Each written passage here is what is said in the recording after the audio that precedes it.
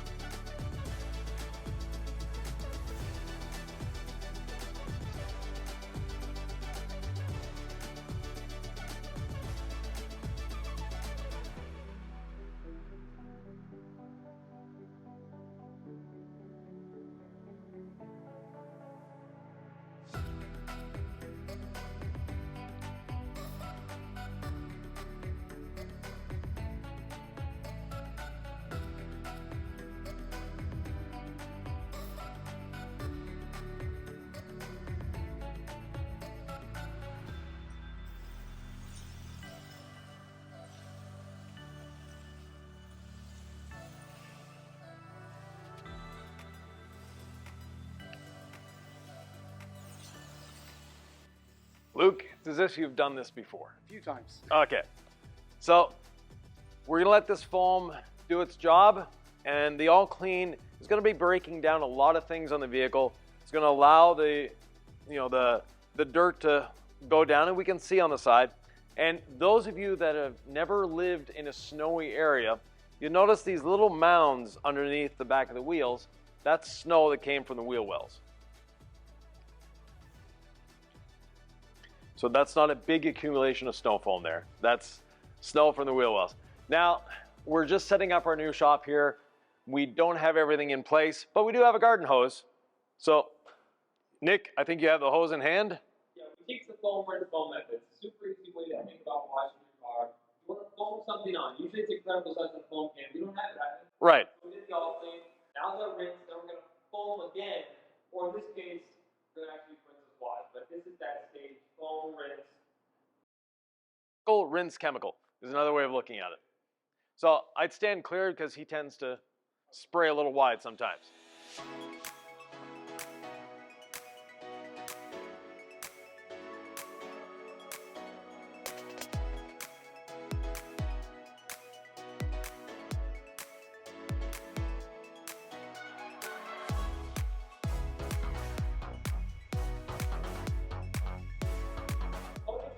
Appears to be here, guys. Well, actually, that's not coating. Luke was telling me before he was experimenting with quick beads yesterday, so he washed the car with quick beads, but Omaha experienced a snowstorm last night, and the roads are just covered in snow. So the car was a little dirty getting here, but actually it was relatively clean for the amount of dirt on the roads. And the quick beads, as Nick noticed, is beading quite nicely. So what was your impression of quick beads? I think I overused it to start with. Okay. I think, as we all do when we use a new product, we tend to over-apply, Right? under-apply. Yes. But slickness and gloss was absolutely incredible. Excellent. Probably one of the better spray-on rinse-off products I have used. Excellent. Very impressed. So Nick's doing a very thorough job of rinsing. I guess you don't need to be as thorough with the first rinse, but I know we're going from all clean to rinseless, Yeah. and I know we don't want that all clean on the surface as the next step. When you do incredible suds first, then you rinse the incredible suds again. If there's some suds left in your hand, no big deal, but we don't teach to wash with our all-purpose cleaner, so I'm not thinking it's not thorough and slow. Next step, we're going to spray on some rinseless to have a foundation for our wash sponge. So we're testing out different sprayers this week. Since we don't have pressure washers, we don't have things like that, we're trying different sprayers. So instead of racking our brain, trying to get the dilution ratio correct, we know we have the correct dilution ratio in the bucket. So all we do is dunk. No need for measuring, no need for mathematics.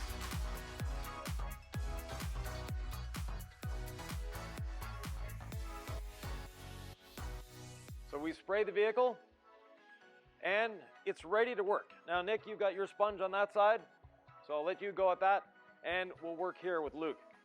Now, the Legacy sponge is designed to work specifically with rinseless. Okay. And you've been told all your life, never use a sponge to wash a car. 100%. Yeah. Exactly. So what we want to do is just squeeze it out till it's on the verge of dripping. So if I squeeze it a little bit, it'll drip more. But now it's there. And we're going to take the sponge, deposit it on the surface, and with no pressure whatsoever, glide it across the surface. And that's it. And you'll see the water behavior change on the vehicle immediately. And if we wanted to, we could dry right now. Okay. Once you've done a panel, you take your sponge back in. No need to rub it up against the walls. When we get a bit more dirt, actually, let me get some dirt down here for you. So I'll just do this door panel. And you can think of rinseless washing as precision washing. So you can literally do one panel at a time. It used to be in Arizona in that slightly hot temperature, close to the sun. So you can see all the dirt I've brought off your vehicle. Yep. Touched it to the surface. Didn't even dunk it in. Now we have a clean sponge again. Okay. Very different. Yes, It's a very new concept for me to exactly. fully understand. And if we look in these droplets here, Yes. we see that the dirt is actually suspended in the droplets. Now, if you have a vehicle that's as dirty as this, and we're going to be decontaminating with a decontamination towel after this, so we just want to go over it a second time. And now the sponge has absorbed all the dirt off that panel. Then we can go to the other side of the sponge, do it on the next panel. And then we dunk, squeeze, and continue. No pressure. No pressure, just enough to make contact with the pan. Very different to what I'm used to. Yes.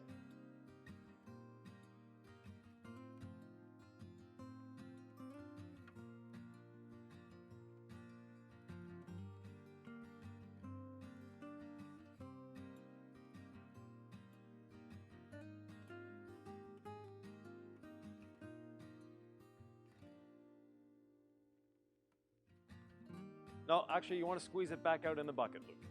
Yeah. The formula actually suspends or encapsulates the dirt, takes it away, and you don't have to worry about it returning to the bucket. So you're probably a 2-bucket wash. 3? Okay. Well, the wheels, yeah. Yeah, for the wheels, and then mitts, and then I get in the habit of, with a dirty mitt every so often, I'll squeeze it out onto the ground before it goes back. Right, Back in. yeah. Yeah. Excellent. So we have the roof to do, the side windows, the windscreen. And my side's already done. That's the speed and efficiency of a rinseless wash. Yeah.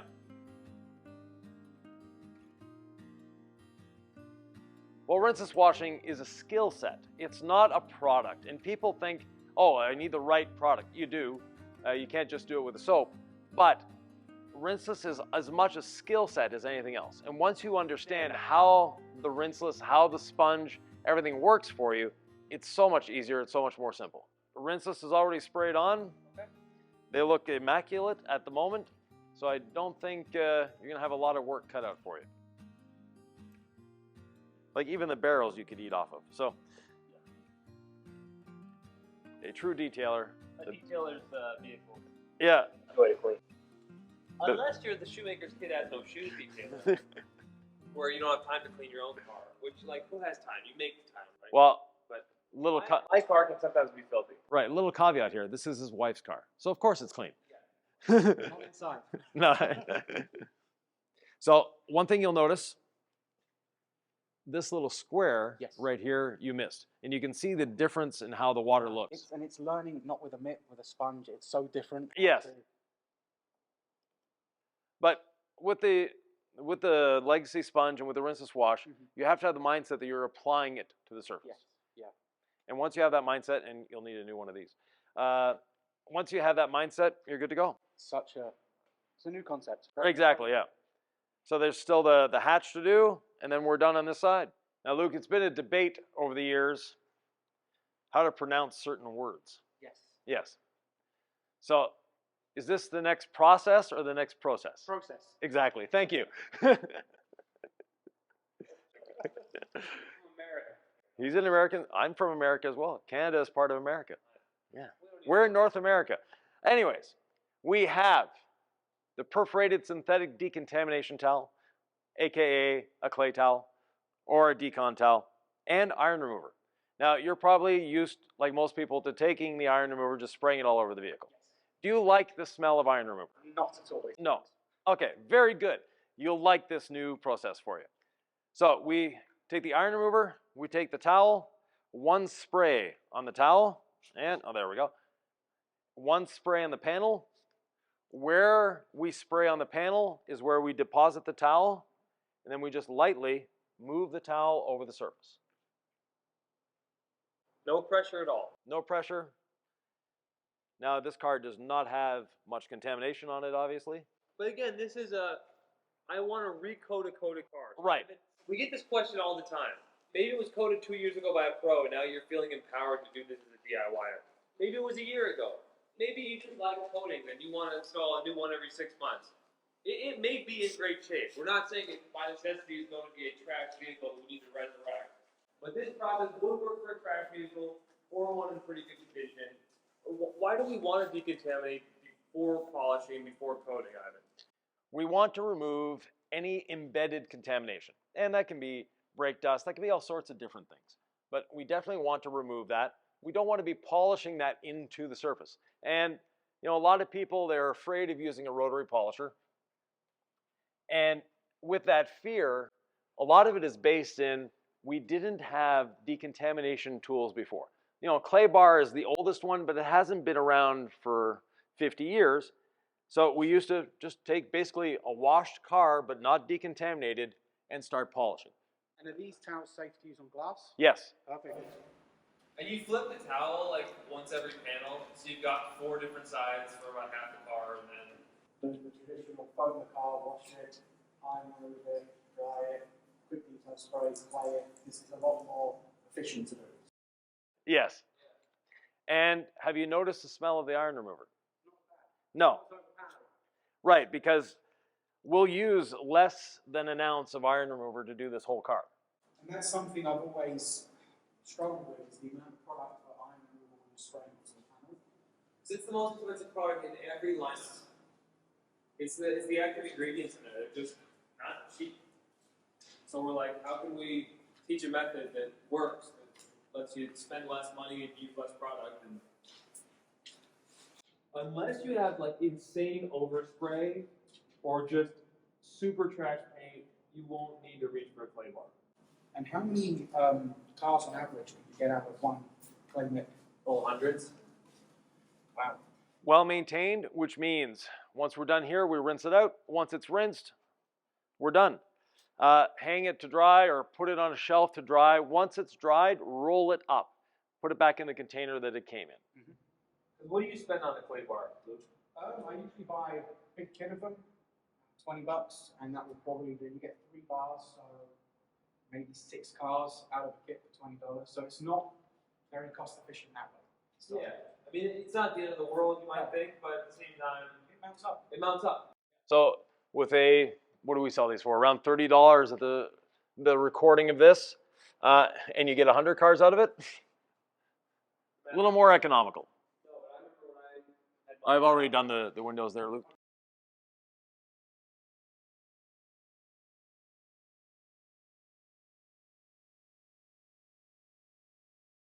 So we'll let them rest in this bucket for a little while. Put the iron remover there, and now we can rinse once again. We'll give Nick the honor of rinsing. And again, do you smell the iron remover? No. No, it's because, like I said, some are so overpowering. Right. Yeah.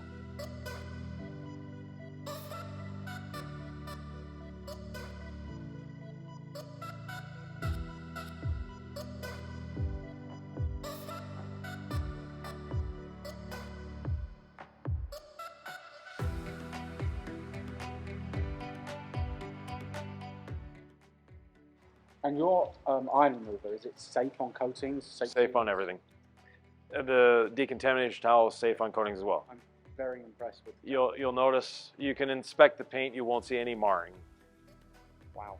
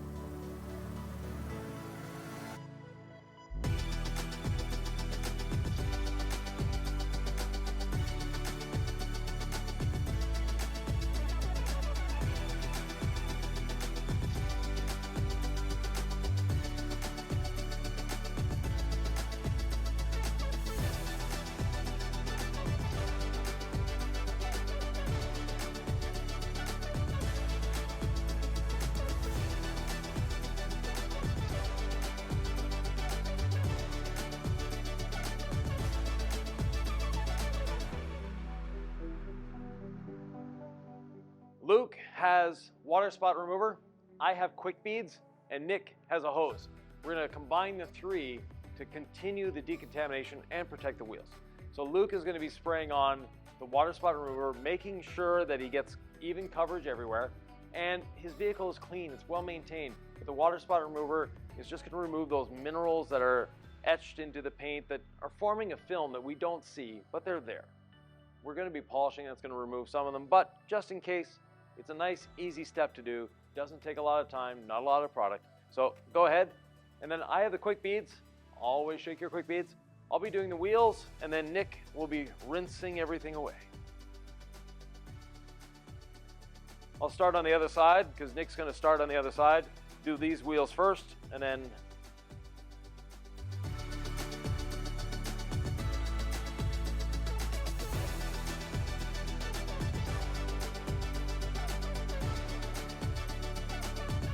for wheels like this, 3 sprays, maybe 4 maximum. That's all you need. Get good coverage.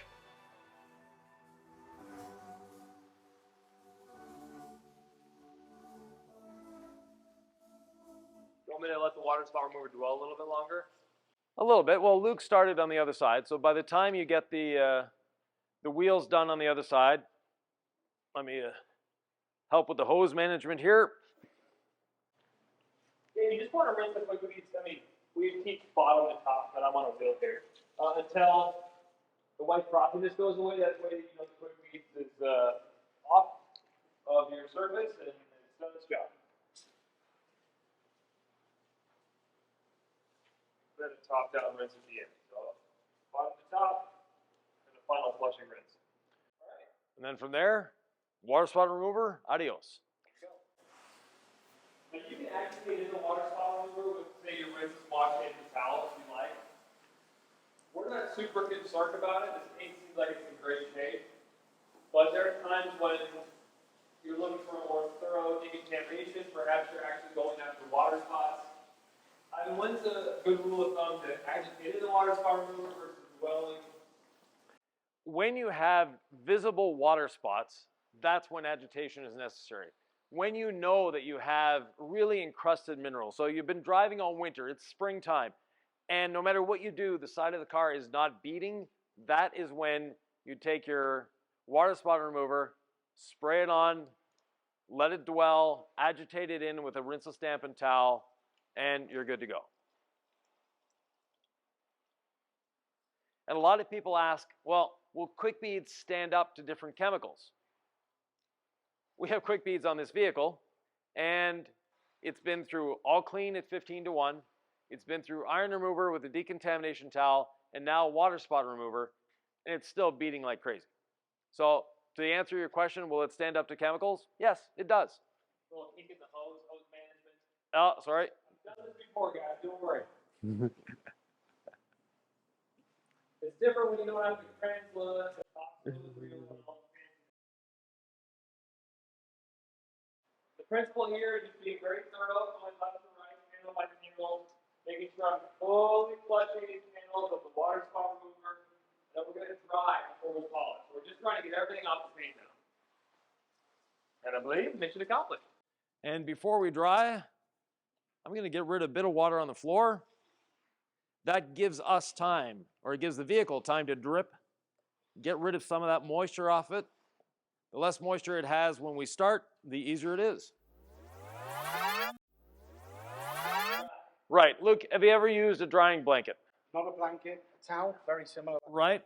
Towel, but definitely nothing like this. Yeah, so this is a twist loop towel. It's one of our most popular towels. It was out of stock for a long time. Now it's back. Yeah, because they're hard to get. But give it a try. You can do the throw, you can do the pull, you can do the fold, whatever suits your fancy.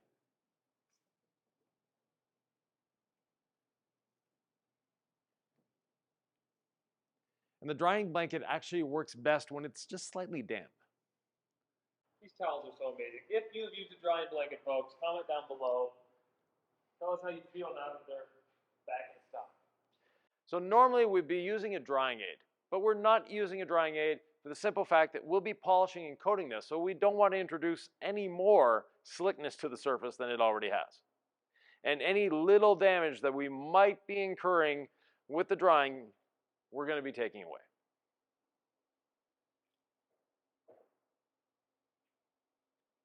So you said you're used to waffle weave towels? Yeah. What I found with the waffle weaves is after 20, 30 uses, they stop picking up water. Right, and that can be remedied actually. Oh, okay. Okay, so basically you use drying aids often? Yes, I do. Okay, so when you're done with your drying towel, when you're done with any implement that has ceramic on it, be it your drying towel, be it your applicator, be it your leveling towels for the ceramic coating, put them in your wash bucket. How long do people have to wait before washing a ceramic coating? A week on average. Why is that? Just to let everything fully cured. Right. Become chemical resistant. Become chemical resistant. You just answered my question. Okay. So with the chemical resistance, what it's doing is for that first week, it's very sensitive to chemicals, especially surfactants. What do we have in our wash bucket? Surfactants. So you put your ceramic imbibed product in that wash bucket, it is going to prevent the ceramic from cross-linking. So your towels will last longer if you just throw them in your wash bucket when you're done for 15 minutes and then launder as normal. If you have towels that are just beginning to be hydrophobic, you can possibly save them. There are special microfiber detergents on the market there's also a good old-fashioned trick, which is in your washing machine, a cup of ammonia where the bleach normally would be. Does it matter if you just mix that in, or do you have to put it in that cup, Ivan? You can mix it in if you want, but it's just a convenient place to put it, convenient way of measuring it as well. What does the ammonia do? It helps break down, especially waxes and sealants. Ceramics, not as much, but waxes and sealants definitely will break them down. This is the time where, if you weren't back to basics and you had all the fancy tools, whether it be a master blaster. Nick, guess what I found in the storage unit? Yeah, so we'll at least do the wheels.